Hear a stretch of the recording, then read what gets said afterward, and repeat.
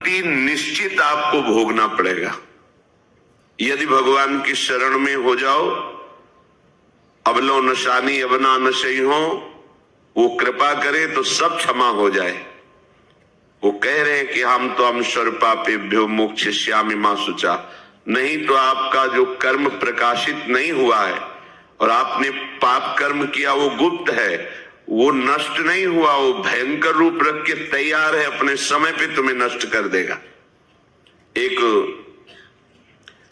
45-50 वर्ष की अवस्था के थे, अब उनको ज्ञान हुआ कि हमारे द्वारा बहुत अधर्म हुए हैं, अब सब छोड़ो, अब सत् कार्यों में लगो। तो उनके सामने एक स्वर्णकार का मकान था। वो बहुत ही कपटपूर्ण व्यवहार करता था। भोले भाले लोगों को असली स्वर्ण लेकर के, केवल स्वर्ण का लेप करके अलंकार बेचता। अगर कोई जानता तो कुछ राज कर्मचारियों को अपने लेने के अधीन किए हुए था और उसको कुछ नहीं होता। तो जो राज कर्मचारी उसके रहस्य को जानते थे, वो रात में ड्यूटी देते थे। उन लोगों ने सोचा कि इतना धन इसने इकट्ठा किया है, अगर हम इसको मार देते हैं और इसका स्वर्ण ले लेते हैं तो कोई रिपोर्ट करने वाला भी नहीं होगा और हम बहुत धनी हो जाएंगे। अधर्माचरण करने वाला कभी सुखी नहीं हो सकता। स्वर्णकार अधर्म आचरण कर रहा था, तो उसके अधर्म आचरण में सम्मिलित होने वाले राज कर्मचारियों ने उसे मार दिया। उसका स्वर्ण ले लिया, धन ले लिया और उसे बॉक्स में बंद करके वो निकल ही रहे थे कि वो जो धर्म पे चलना ठाना था उन्होंने देख लिया। बाहर निकले, उनका ये क्या है? अब वो तो फंस गए, क्योंकि बॉक्स में उसकी लाश थी और सब बैग झोला में स्वर्णाभूषण धन था। उन्होंने तुरंत उसको कहा, आवाज मत दीजिएगा, देखो हम तुम्हें हिस्सा दे देंगे, ये जो धन हमारे पास है इसको हम 3 हिस्से में बांट लेंगे और इसको हम नष्ट कर देते हैं, कोई जानेगा नहीं, हम राज कर्मचारी हैं, किसी तरह का फसाव नहीं होगा। उन्होंने कहा, ये मैं अधर्म का कार्य नहीं कर सकता, मैं तो अब हल्ला मचाऊंगा, सबको बुलाऊंगा और बताऊंगा कि तुमने इसकी हत्या की है और इसका धन अपहरण कर रहे थे। अब राज कर्मचारी, उन्होंने सोचा हमारी ड्यूटी भी जाएगी, धन भी जाएगा, सजा भी मिलेगी।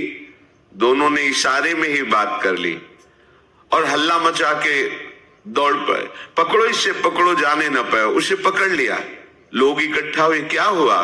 देखो ये धन अपहरण करके जा रहा था, इसकी हत्या कर दी।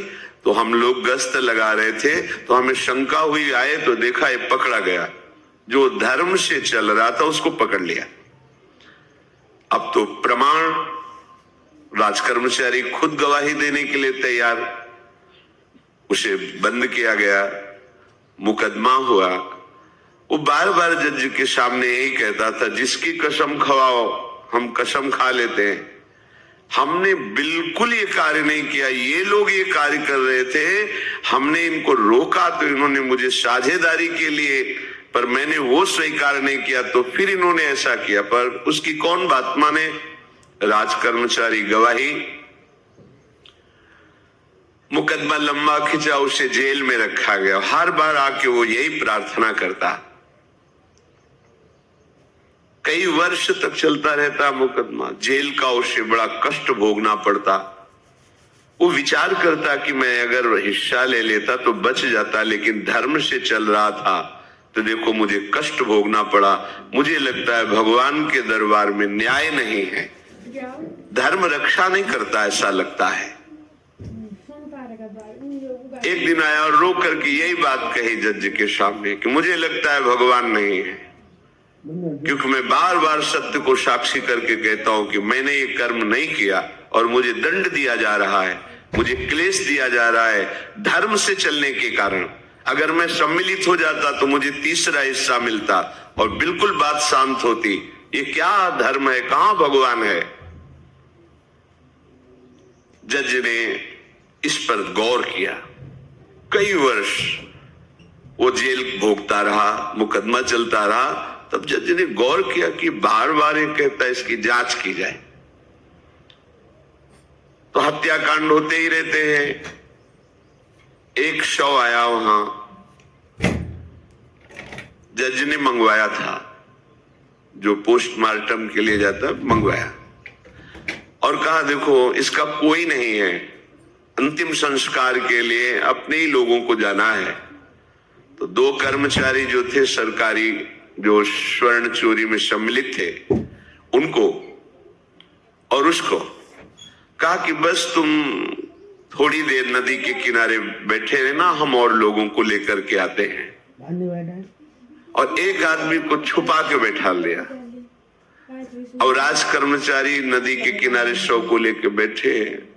उसको देखा जिसको बहुत कष्ट दिया जा रहा था, सारा आरोप उसके ऊपर था, जो धर्म से चल रहा था। उसे कहा माना नहीं ना, अगर मान लेता तो तीसरा हिस्सा भी मिल जाता, बात वही खत्म हो जाती है। देखा, फंसा दिया, तेरे को आजीवन कारावास मिलेगा, कोई नहीं बचा सकता तेरे को। मेरी बात नहीं मानी, कह रहा था हल्ला मचाऊंगा, ऐसा वैसा, अब भोग। तो जज के द्वारा जो एकांत में बैठाला हुआ आदमी था, उसने पूरी बात सुनी, इसीलिए नाटक रचा गया था। तीनों को बुलाया और कहा तुम निर्दोष हो उस धर्मात्मा से। स्वयं इनकी आवाज से हमने सुना, ये कह रहे थे जो तुम बात कह रहे थे। तो उसने कहा कि ये तो ठीक है, अब निर्णय ठीक कर दिया, लेकिन अब कई वर्षों से मैं दंड भोग रहा था, ये कौन सा न्याय है? किस अपराध के कारण? मैं तो धर्म से चल रहा था, इसमें किंचन मात्र मेरा कोई अपराध नहीं था, फिर कई वर्ष से मैं सजा क्यों भोग रहा था? बार बार प्रताड़ना, नाना प्रकार के कष्ट क्यों भोगा मैं? जज ने कहा तुम हृदय को साक्षी करके बताओ, क्या कोई ऐसा अपराध किया है जिसका प्रकाश ना हुआ हो और तुम्हें दंड ना मिला हो? हम अब उसका कोई दंड थोड़ी तुम्हें देंगे, लेकिन तुम्हारे अंदर जो भगवान के प्रति आरोप है उसका निराकरण हो जाएगा। उसने कहा हाँ, यौवन अवस्था में मैंने किसी स्त्री को ऐसा ऐसा, और वो विरोध करने पर भी उसे मार दिया और आज तक बात कोई प्रकाशित नहीं हुई। तो बोले फिर भगवान को क्यों दोष देते हो? वो कर्म तुम्हारा दंड अगर मिल जाता तो नष्ट हो जाता, वो कर्म सुरक्षित है। उसी कर्म ने तुम्हें यहां अधर्म ना होने पर भी फंसाया और देखो तुम्हें भोगना पड़ा। तो निश्चित समझो, यदि आप अधर्म के द्वारा कोई भी सुख साधन करेंगे तो आप नष्ट होंगे। अधर्म के द्वारा आप धन आदि छीनना चाहेंगे तो आप नष्ट होंगे। अधर्म कर दिया है और उसका प्रायश्चित नहीं हुआ तो वो कर्म सुरक्षित है। ऐसी जगह फंसाएगा जहां 100% आपने कोई अपराध नहीं किया पर आपको उसका दंड भोगना पड़ेगा। फिर आपको लगेगा कि न्याय में अन्याय हो रहा है, कोई भगवान नहीं है। देखो मैंने बिल्कुल कसम खा के कहता हूं पाप नहीं किया, पर ये पाप का जो आरोप लगा वो पूर्व पाप आकर के तुम्हें दंडित कर रहा है। अब इस कर्म विधान को ये बहिर्मुख लोग क्या जानते हैं? तभी कहते हैं अरे कहां भगवान, कैसे भगवान? आज तुम धर्म से चल रहे हो, लेकिन कल तुमने जो कर्म किया तो तुम शरणागत होकर भजन के द्वारा उसको नष्ट नहीं किया ना, तो सुरक्षित है। अवश्य में भोक्तव्यम कृतम कर्म शुभाशुभम। इसलिए श्री भगवान आदेश कर रहे हैं यज्ञार्थात् कर्मणोन्यत्र लोकोयम कर्म बंधनः तदर्थम कर्म कौन्ते मुक्त संगः समाचर। मुक्त हो जाओगे, न काम तुम्हें अधीन कर पाएगा, न पाप अधीन कर पाएगा, परमानंद में डूब जाओगे। केवल प्रभु के लिए कर्म करो। ये अगरबत्ती, धूप बत्ती, आरती, पूजा प्रभु को अपना नहीं माना तो ये थोड़ा शुभ कर्म बन गया, बस ये तुम्हारा प्रायश्चित नहीं होगा। जो तुमने अधर्माचरण के अगरबत्ती धूप बत्ती से खत्म होने वाले नहीं हैं, उनके लिए तुम्हें नाम जप करना पड़ेगा, नाम कीर्तन करना पड़ेगा। नाम कीर्तनम यस्य सर्व पाप प्रणाशनम समस्त पापों का नाश करने में समर्थ है। राधा राधा राधा, कृष्ण कृष्ण कृष्ण, गोविंद गोविंद गोविंद। भगवन नाम, अगर भगवन नाम का आप निरंतर जप करने लगे तो आप स्वयं तर जाएंगे और लोगों को तार देंगे। मम भक्तियुक्तो भुवनम पुनात् सतरति सतरति सा लोकाम तारयति। जो भी कर्म कर रहे हो वो भगवान के लिए भावना करो, उस कर्म को भगवान को समर्पित करो, तो तुमसे पापाचरण नहीं होगा। जो पापाचरण हो गए हैं 10 मिनट केवल बैठ करके अपने घर में ही ताली बजा के मंजीरा लेकर के, इसे नाटक मत समझो, आडंबर मत समझो। नहीं, जो आडंबर और नाटक किए हैं ना, वो जब अपना नाटक फैलाएंगे तो तुम उस नाटक से निकल नहीं पाओगे। माया का नाटक है। भगवान नाम कीर्तन, ये जो लोग कहते हैं ना कि भगवान तो हृदय में बैठे, दिखावे की क्या जरूरत है।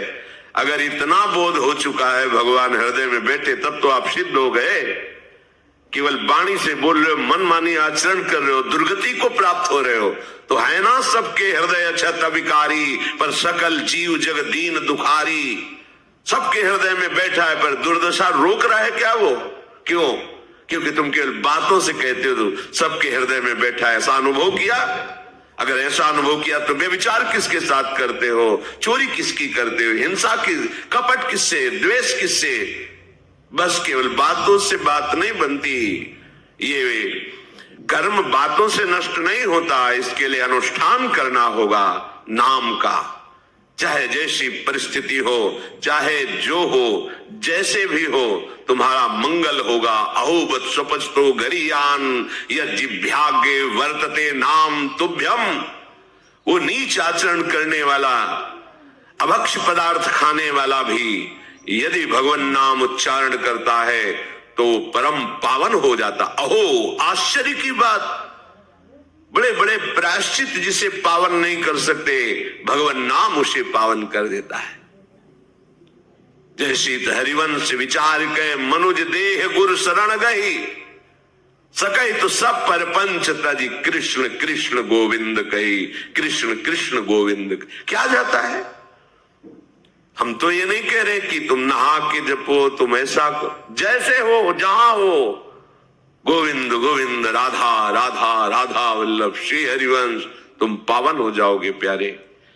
तुम्हारी दुर्गति, तुम्हारी विपत्ति, तुम्हारी उन्नति में जो बाधक कर्म है उनको नष्ट करो। किसी से भीख मांगने की जरूरत नहीं, कृपा की। अगर नाम जप नहीं तो कहीं भी भाग के चले जाओ, देख लो तुम्हें क्या मिलता है।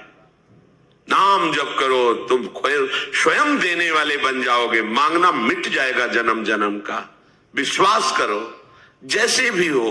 नहीं छोड़ पा रहे गंदी बातें, शुरू करो, नाम को तो अंदर लाओ, वो तुम्हें इतनी सामर्थ्य देगा, सब छूट जाएगा, सब छूट जाएगा। विश्वास करो। आज तक जितने बड़े बड़े ऊंचाई के पद पर पहुंचे हुए महात्मा हैं, सबके मूल में नाम पाया गया।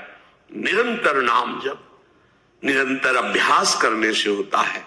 विश्वास करो, इसके बराबर न तीर्थ याटन है, न कोई अन्य साधन है। नाम कलयुग केवल नाम आधारा, सुमिर सुमिर नर उतर ही पारा। जिसने नाम का आश्रय ले लिया महासुखी हो गया। पर जब तक तुम्हारे पाप कर्म भस्म नहीं होते, तब तक तुम्हें आनंद नहीं मिलेगा। इसलिए विश्वास करके दीर्घ काल तक सम्मान पूर्वक, आदर पूर्वक हृदय में नाम जप करो। जब पाप वासनाएं नष्ट हो जाएंगी, पाप प्रवृत्ति नष्ट हो जाएगी, तब आनंद की धारा, तुम्हें कोई भी विपत्ति, कोई भी संकट परास्त नहीं कर पाएगा। प्रश्न होता है कि हम बहुत प्रयास करते पर सफलता नहीं मिलती। प्रयास को कहते हैं पुरुषार्थ, और सफलता नहीं मिली उसको कहते हैं प्रारब्ध। कभी कभी प्रारब्ध बहुत जोर का होता है, जो बड़े बड़े ऋषि मुनियों के ऊपर भी हावी हो जाता है। पर पुरुषार्थ व्यर्थ नहीं जाता। यदि वो सत है तो तुम्हारा पुरुषार्थ भी तो असत है। अगर राधा राधा बीच में बोलते रहो और प्रभु की भावना कर लो कि 8 घंटे से जो काम कर रहा हूं वो समय और वो कार्य दोनों प्रभु को समर्पित करते हैं, अब ये सत्य पुरुषार्थ हो गया। अब प्रारब्ध को बदलने की सामर्थ्य आ गई तुम्हारे पुरुषार्थ में। खिलवाड़ नहीं है जो तुम एक भी कर्म करते हो, वो कर्म सुरक्षित है, वो तुम्हें दंड दे के रहेगा या तुम्हें सुखी करके रहेगा। असत है, पाप है तो दंड देगा, सत है, सुकृत है तो सुखी करेगा।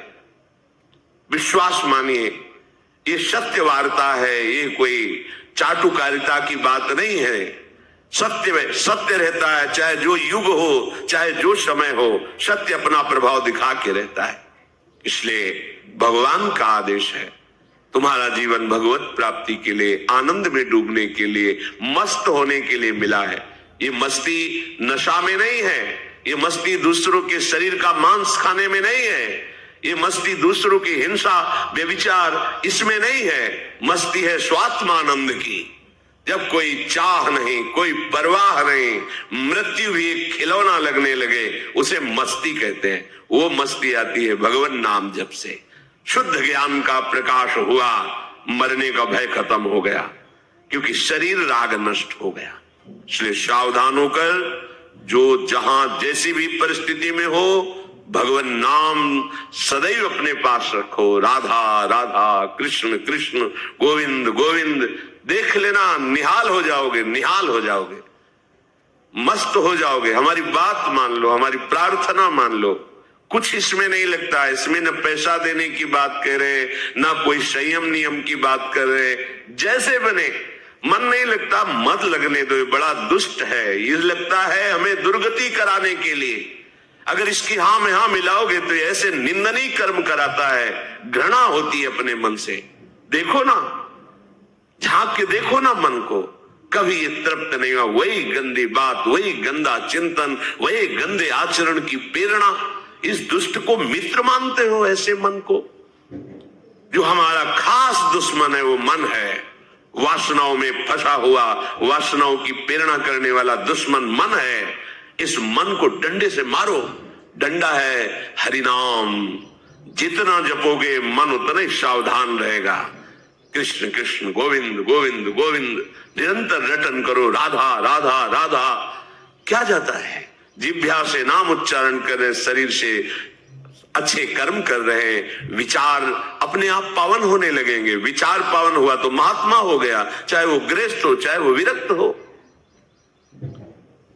तो ध्यान दीजिए, हमारे पुरुषार्थ को प्रबल करने वाला और प्रारब्ध को नष्ट करने वाला एक ही महान समर्थ है, भगवान नाम। इसके सामने कोई साधन बराबरी नहीं कर सकता। ये महामहिम नाम भगवान का है, भगवान को भी अधीन करने की सामर्थ्य रखता है। ये जो निकृष्ट भाव बैठा हुआ है, बेटी हुई उदास हो गए, लड़का हुआ थाली बजाओ, घंटा बजाओ, जिससे बहुत बड़ा, बिल्कुल ठीक नहीं है। ये बेटा होता किससे है? बेटी से ही होता है। तुम किससे हुए हो? किसी मां से हुए हो। वो क्या थी? किसी की बेटी ही थी। कैसी मूर्खता छा गई है, गर्भस्थ बेटी की कोई परवाह न करके उसको, ये क्या है? कितने राक्षस वृत्ति में आ गए हैं हमारी। राक्षस भी अपने बच्चों को नहीं खाते। कितनी राक्षसी बुद्धि है। हम सुंदर दिखना चाहते हैं, समाज में सम्मान पाना चाहते हैं, और पाप कर्म कैसा? बेटी है गर्भ में, हत्या करा दो, नहीं चाहिए। बेटा कहां से पैदा होगा? वो किसी की बेटी से ही तो पैदा हो रहा है। कैसी मूर्खता छा जाती है। वैसे भी शास्त्र में स्त्री हत्या करना बहुत बड़ा महापाप कहा गया है। फिर भ्रूण हत्या, गर्भ हत्या, गर्भस्थ शिशु की, उसमें भी कन्या, सर्वनाश। इसके बाद फिर रोते हैं, हमने कौन सा पाप किया, भगवान ने हमारा पुत्र छीन लिया। कौन सा पाप किया, भगवान ने ऐसा कर दिया। अरे अपने डायरी में तो लिखा करो कि तुमने कौन से पाप किए हैं। फिर जब परिणाम आवे तो सोचोगे तो लगेगा बहुत हल्के में निपाट रहे हैं भगवान, हमें तो बहुत कष्ट मिलना चाहिए। कैसी कैसी निर्दयता बैठ गई हो। हम मनुष्य कहलाते हैं, सदगृहस्थ कहलाते हैं, गर्भ से चलते हैं और गर्भस्थ शिशु की हत्या करते हैं। मान जाओ, ना सत्संग सुन रहे हो, ना शास्त्र स्वाध्याय कर रहे हो, इसलिए तुम्हें पता नहीं कि तुम कौन सा पाप कर रहे हो। ऐसे ये पाप, कुछ पाप ऐसे जिनको वज्र की लीक कहा गया। वज्र की लीक में मिटाल नहीं सकते, तुम्हें भोगना पड़ेगा। जो गृहस्थ है और संतान नहीं है, उस जीवन को सार्थक करने के लिए अपने गृहस्थ जीवन का त्याग करो, तीर्थ धाम कहीं वास की व्यवस्था करो और दोनों मिलकर भजन करो, अपने शरीर को पूरा करो, तो जीवन सार्थक हो जाएगा। अगर गृहस्थ है, संतान है, पढ़ाओ लिखाओ, उसको उसी योग्य करो जैसे तुम्हारे माता पिता ने किया है, तो तुम उस ऋण से मुक्त हो जाओगे। और फिर भी भजन करो, भजन ही तुम्हें भगवान की प्राप्ति कराएगा। दूसरा, जो अपने धर्म से भ्रष्ट हो चुका है उसका जीवन व्यर्थ है। आपका एक धर्म है, सबसे पहला धर्म है मनुष्य धर्म। मनुष्य का क्या कर्तव्य है?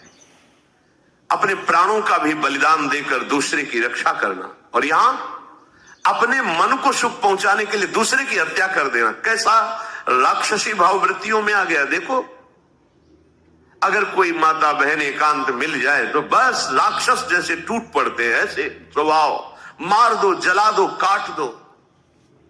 बड़ी दुर्गति होगी, देख लेना, यहां भी होगी। छुपा के भी कर लो, तब कर्म प्रकाशित होगा। जब तुम अपराध नहीं करोगे, अपराध नहीं करोगे, तब वो अपराध तुम्हें फंसाएगा और जीवन भर रुलाएगा। मरने के बाद नर्क मिलेगा। नर्क माने बड़ी जेल है, वो बड़ी जेल, ये छोटी जेल है। जैसे बड़े अपराधियों को बड़ी जेलों में भेजा जाता है, तो विश्व ब्रह्मांड की सबसे बड़ी जेल और वहां के सबसे बड़े जेलर यमराज, वहां दंड मिलता है। आप ऐसा ना सोचिए कि ये सब गप है। गांव में जैसे बात करे तो लगता है गप है, जब जेल हो आते हैं ना तो कहते हैं। एक गांव में मिले थे, कहा था कि अगर रोज 5 जूता कोई गांव में हमें मारे तो हम उसे सह लेंगे, लेकिन दोबारा जेल जाने वाला आचरण नहीं करेंगे। दिखा रहे थे कि देखो कैसे कैसे कष्ट वहां के कैदी भी मारते हैं जो बहुत पुराने हो गए हैं, वो हमको अनुशासन में रखते हैं। ऐसा ऐसा कितना कष्ट। अब वो गया ना तो भोगा, अब माया के कारण स्मृति नष्ट हो गई नहीं, सैकड़ों बार अपने भी भोग के आ रहे हैं नरक। दूसरे, उसका जीवन नष्ट है जो धर्म का त्याग कर चुका है। तुम पिता माता से प्रकट हुए, तुम्हारा धर्म है माता पिता की सेवा करना। वयोवृद्ध बेचारे माता पिता उठने बैठने में असमर्थ हैं, आप पैसे कमाने के लिए अपनी बहुली निकल गए, अब वो कष्ट भोग रहे हैं। ना उनको देखना है, ना उनकी व्यवस्था करना है, मरने दो तो ठीक है। तुम्हें जब परिणाम आएगा तब तुम भी तो बनोगे ना वृद्ध, तब तुम्हें पता चलेगा। अवश्य में भोक्तव्यम कृतम कर्म शुभाशु। होश में माता पिता सबसे पहले भगवान हैं, यदि आप गृहस्थ हैं तो। अगर आप बाल्यावस्था से भगवान के मार्ग का अनुसरण कर रहे हैं तो फिर भगवान प्रणत कुटुंब पाल रघुराई, भगवान व्यवस्था कर देते हैं। वैराग्य मार्ग में लौटकर पीछे नहीं देखा जाता। हमारे भगवान के अवतार मानेंगे महाप्रभु चैतन्य देव, नवयुति विष्णु प्रिया जी माता सची छोड़ के चल दिए। आद्य गुरु भगवान शंकराचार्य भगवान के अवतार मां केवल छोड़ के चल दिया। भगवान के मार्ग में यदि ऐसे चले तो भगवान संभाल लेते हो, परम पद मिलता है 21 पीढ़ियों को। माँ तो बिल्कुल नजदीक है, 21 पीढ़ियों को भगवत प्राप्ति हो जाती है। और शब्द है प्रणत कुटुंब पाल रघुराई, भगवान स्वयं उसके परिवार का पोषण करते हैं। पर यदि गृहस्थ धर्म में हो और अपने माता पिता का त्याग कर दिया, उनकी सेवा नहीं करते हो, दुख भोग रहे, तो नरक यंत्रणा मिलेगी और जीते जी तुम उन्नति को प्राप्त नहीं हो सकते। तुम्हें भले उन्नति दिखाई देती हो, बाद में परिणाम देख लेना आप। तीसरा, जो दूसरों के भोजन छीनने की चेष्टा में रहता है, कैसे इसका धन अपहरण कर ले, कैसी जमीन अपहरण कर ले, कैसे इसकी अव्यवस्था पैदा कर दे इसके जीवन में, जो केवल अपने ही सुख को देखता है उसकी दुर्गति होती है। तीसरा, उसका जीवन व्यर्थ है। जो दूसरों के सुख का अपहरण करके सुखी होना चाहता है, सदैव केवल अपने सुख में डूबना, सोचना कैसे मैं सुखी हो जाऊं, अधर्माचरण करूं, छीन लूं, क्या करूं, कैसे करूं, उसका जीवन व्यर्थ है। और चौथा, जो आए हुए साधु महात्मा अतिथि का अनादर कर देता है, अपमान कर देता है, सारे सुकृत नष्ट हो जाते हैं, ये चार का जीवन बिल्कुल व्यर्थ हो जाता है। इनको असत जीवन कहा गया है, वृथा जीवन कहा गया है। इसलिए हे युधिष्ठिर, ये चार दोष कभी हृदय में ना आने पावे। आरूढ़ पतिते दत्तो मन्यायोपहृतम चेयत व्यर्थम तु पतिते दानम ब्राह्मणे तस्करे तथा। बहुत ध्यान देने योग्य बात। जो वानप्रस्थ या विरक्त भाव संन्यास ले लेते हैं और कुछ वर्ष चलने के बाद मैं तो इस पे नहीं चल पाऊंगा लौट जाते, उन्हें घोर नरक की प्राप्ति होती है। कुछ भी कर लो, ये भारी अपराध तुम्हें नरक की प्राप्ति कराएगा। मार्कंडेय जी महाराज युधिष्ठिर को उपदेश कर रहे हैं।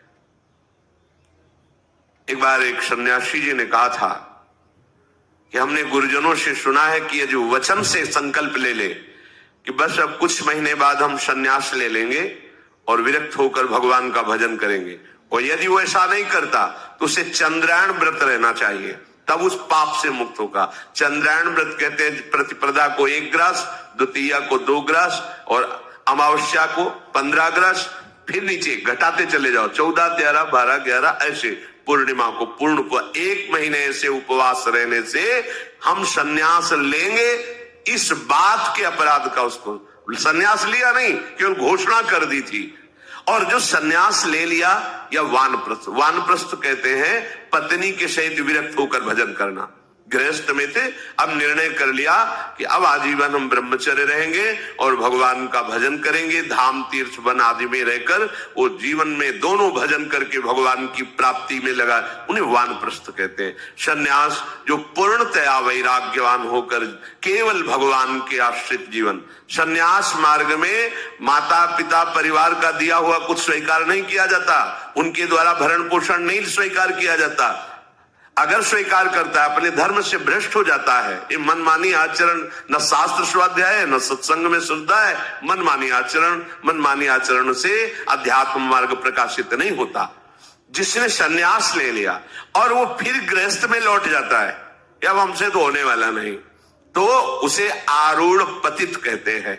आरूढ़ पतिते दत्तो मन्यानयोपहृतम चयात, उसको दुर्गति प्राप्त होती है। इसलिए होश में ये मार्ग ऐसा नहीं अब हमारा मन नहीं लगता, अरे अहो भाग्य है कि तुम्हारे भाग्य से विषय भोग मिटा दिया भगवान ने, तुम्हें परमार्थ का मार्ग दे दिया। जिसको छोड़ना कठिन है भगवान ने उसे काट दिया, चलो मेरे मार्ग में चलो। हम मनमानी आचरण नहीं, बिल्कुल नहीं।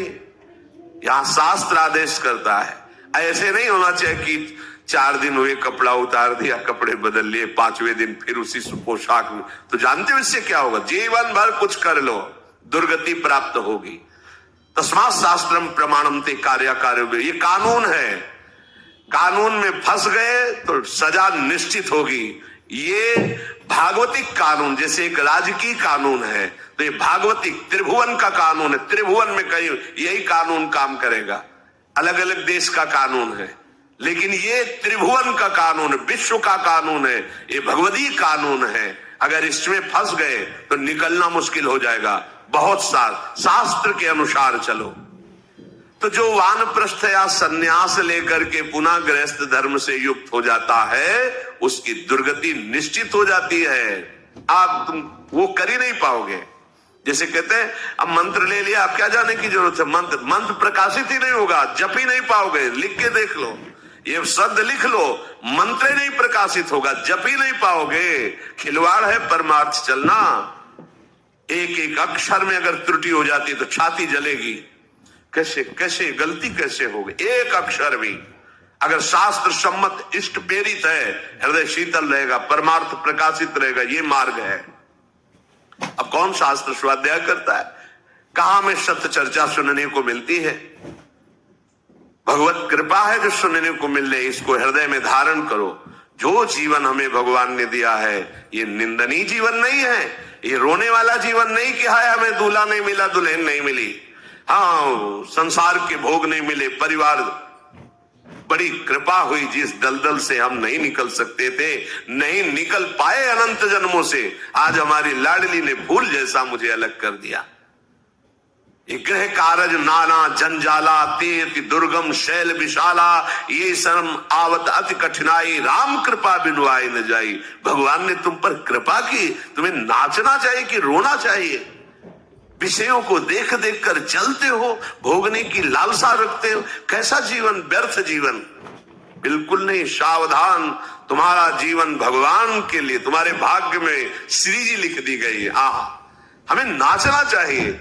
हमारे भाग्य को बदलकर प्रभु ने अपना चरणारविंद, अपना धाम, अपना नाम, अपनी सेवा दे दी। धिक्कार है अगर ऐसे होने पर भी ललचाए और उस मार्ग की तरफ जाए जहां से श्री जी ने निकाल लिया है। तो जो वानप्रस्थ या संन्यास धर्म स्वीकार करके पुनः गृहस्थ धर्म का आश्रय ले लेता है, उसकी नारकी गति होती, दुर्गति होती है। और जो पापाचरण करके, अन्याय से, अधर्म से छीन झपट करके धन, और सोचता है उसमें कुछ दान कर देंगे। जैसे किसी ने प्रश्न किया था ब्लैक और व्हाइट, कि अब हम तो ब्लैक और व्हाइट का मतलब काला और सफेद समझते हैं, तो काला धन का मतलब होता होगा अधर्माचरण या जो राजकीय विभाग से पास ना हो, उसे ही काला धन कहते होंगे। तो काला धन काला ही रहता है, कोई व्हाइट नहीं कर सकता उसे। जमा कर लो, एक समय आएगा कि ट्रक में लद के सब चला जाएगा, तुम भी लद के चले जाओगे। अगर वो समय ना आया तो यमराज के दूत तुम्हें ले जाएंगे, सब यही पड़ा रहेगा। होश में चलो। दान किसे कहते हैं? खूब मेहनत करो, धर्म से कमाओ, फिर उससे एक रोटी की व्यवस्था किसी की भी कर दो, उसे शतदान कहते हैं। लाखों बेईमानी से कमाए, अधर्म आचरण से दूसरों को चूस चूस के ऐसा दुख दे कर फिर सोचा कि लाख में 10,000 दे देते हैं, व्हाइट हो जाएगा। व्हाइट नहीं हो जाएगा, ये और तुम्हारे ऊपर आक्रमण कराएगा, क्योंकि जिनको दे रहे हो उनकी भी बुद्धि तो भ्रष्ट होगी। तो तुम्हारा धर्म बनाना, व्हाइट नहीं होगा, फाइट होगी। मार पिटाई शुरू करवाएगा, वो ऐसे आचरण करवाएगा, जहां जाएगा वहां खोपड़ी फोड़ेगा। उसका परिणाम जब आपके आएगा तो आपकी खोपड़ी फूटेगी। व्हाइट तो तब हो सकता है जब व्हाइट चलो। व्हाइट का तात्पर्य होता प्रकाश, श्वेत, ये लक्षण सतोगुण का। सात्विक भाव से चलो, मेहनत की कमाई से, पसीना चुहा के खूब मेहनत किया और फिर किसी को दिया, तुम्हारा परिवार उन्नतिशील रहेगा, तुम्हें लोक परलोक में सुख प्राप्त होगा। अन्याय से कमाए हुए धन का दान पतित कर देता है, पतित कर देता है। अब इसमें एक उपाय है, मुझे पता नहीं था, प्रमादवश मेरे से गलती हो गई, कभी जीवन में गलती नहीं करूंगा, अब सुधार के लिए करो, हो जाएगा। मुझे पता नहीं था, मैंने कभी सुना ही नहीं था, बस यही था कि धन प्राप्त करूं, धन प्राप्त करूं, और गलती हो गई। अब मुझे पता चला कि मैंने गलत किया है, तो अब लो नशानी, अब ना नशे करो, गौ सेवा, संत सेवा, ठाकुर सेवा, गलती आगे से नहीं करूंगा। ये एक सूत्र बहुत बढ़िया, अब लो नशानी अब ना नशे, ये सबको पावन कर देता है, सब कुछ पावन कर देता है। पर ये ऐसा नहीं कि हम 100 कमा रहे हैं बेईमानी से तो 10 देते रहेंगे तो 90 व्हाइट होते रहेंगे, ऐसा कदापि कहीं नहीं लिखा। ये शास्त्र है, तस्मात् शास्त्रम प्रमाणन्ते। कई बार लोग प्रश्न करते हैं इस विषय का, ध्यान से सुन लो। अन्याय से कमाया हुआ धन अगर उसे हम दान भी करते हैं तो वो पतित ही करेगा, गिराएगा ही, किसी काम का नहीं है। आगे वर्णन कर रहे हैं कि धर्म से कमाया हुआ दान अगर ऐसे को दोगे तो वो भी व्यर्थ हो जाएगा। कैसा? मिथ्यावादी, पापाचरण करने वाला, झूठ बोलता है, पापाचरण करता है, और आप उसे दान कर रहे हैं, बाद में वो पाप करेगा तो उसका फल आपको मिलेगा। उसके पाप के बढ़ावे में आप साझेदार हुए, आपका जो दान था उसके पाप में बढ़ावा देगा, आपको उसको साझेदारी का फल भोगना पड़ेगा। कृतज्ञ, जो दूसरे के किए हुए को उपकार को नहीं मानता, अभिमानी और मदिरा पान करने वाला, अब आपसे पैसा लिया, शराब पिया, गंदे आचरण किए, आप उसके हिस्सेदारी बने। ऐसा थोड़ी दान की कोई मांग रहा है दे दो, बहुत पात्र और अपात्रता का निर्णय करके दिया जाता है। ऐसे नहीं कि मांग रहा है तो देना ही पड़ेगा, नहीं, हमें अधिकार समझ में आवे कि हमारे द्वारा दी हुई धन का सदुपयोग हो रहा है, वहां पात्र देख करके धन आदि का दान किया जाता है। जो पतित हो चुका है, जो अधर्म व्यवसायी है, जो तमोगुण से आवृत रहते हैं और अंदर क्रोध भरा रहता है, अहंकार पूर्वक दान करते, मेरा सम्मान हो, ऐसे का दान ही नहीं स्वीकार करना चाहिए।